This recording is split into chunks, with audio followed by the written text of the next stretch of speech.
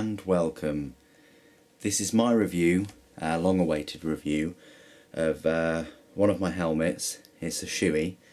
It's a Shoei GT Air Journey in red, or TC1.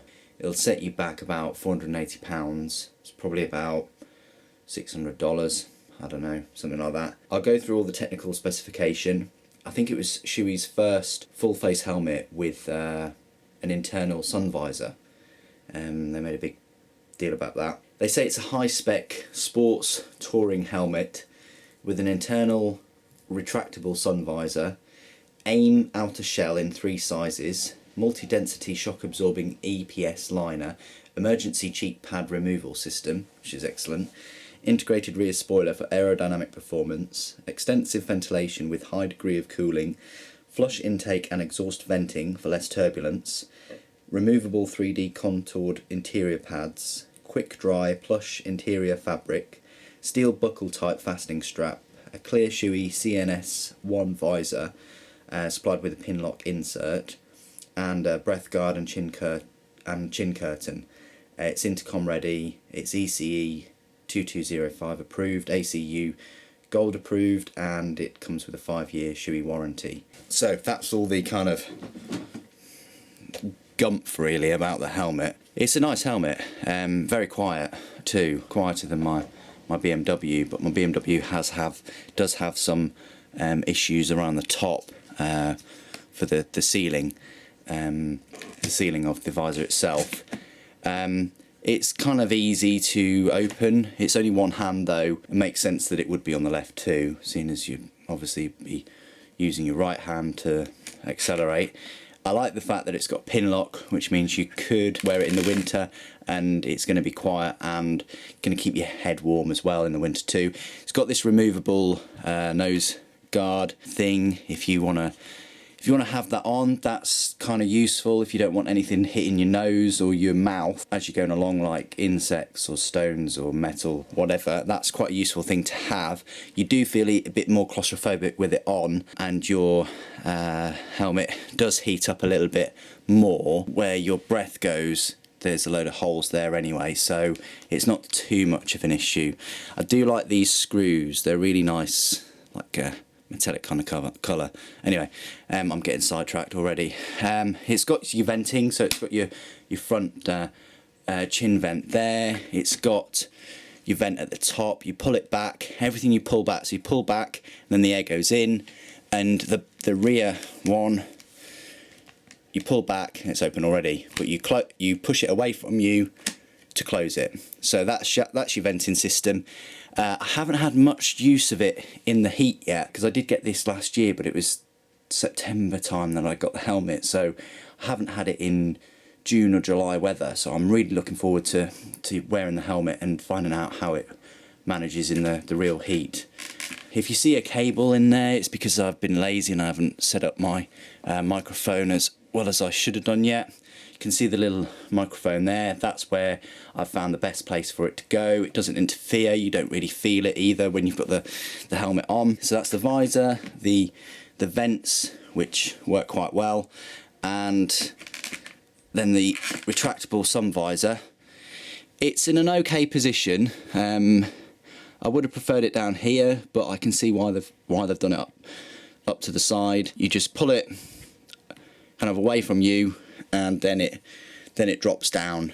And it's a very, very decent sun visor actually. It's one of the best ones out there in terms of blocking the sunlight. So I thoroughly recommend that. It says daytime only. Yeah, okay. I think that that's an excellent feature in a motorcycle helmet. I mean, yeah, of course, if you live in California and it's sunny for 363 days of the year or whatnot, and it never rains, then I can see the appeal of having a visor that's tinted or that's darkened. Completely agree with you there. But if you're in the UK, and I don't know if you've seen my video, 4 seasons in one day video, you will have noticed that it can go from horrible chucking it down with rain weather to extremely bright weather. And if you've just got a a tinted visor, you're going to have a lot of problems with visibility. So UK wise and Europe wise, where the weather is temperate, changeable throughout the day, you're best off always getting a helmet with a visor that goes down. But in the summer, I can see the appeal of full tinted visors. So this is the rear of it. It says it's got this little spoiler. It's a very, very race inspired helmet. It really is. It does look the part. It goes well with my Dainese red, black and white gear, especially the gloves of course. So it does work well. It's not too over the top. Yeah, it's very, very decent. It's got, obviously, I've put the 3M sticker on the top. You'll see a few videos in the next few weeks with the camera mounted on the top, and you'll also see it where I've got both cameras on and I mounted one on the side as well, so that you can get a perspective, and I'll switch between the two.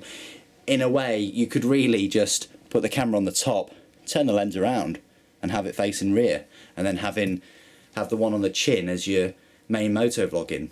It's really up to you. It gives you plenty of possibilities. That's why I've got two on there. If I was going full racing, I'd probably go for their Spirit series, or even an AGV or something like that. But for every day, not really on the track. I mean, this can do track, but I'd go for more of a racing kind of feel helmet. Just a bit more of what they say. It's a premium sports touring helmet designed for optimum performance, comfort and enjoyment, intercom ready, and it's the first helmet designed by Shoei to include an internal drop-down sun visor. Why it's taken so long for them to incorporate it was because they took a long time to design a sun visor which does not compromise frontal impact protection of the helmet. So that's the reason that they give. And it's also got this emergency cheek pad release system, which is incredibly useful, and I'll just quickly demonstrate that. Well, I won't demonstrate, I'll show you.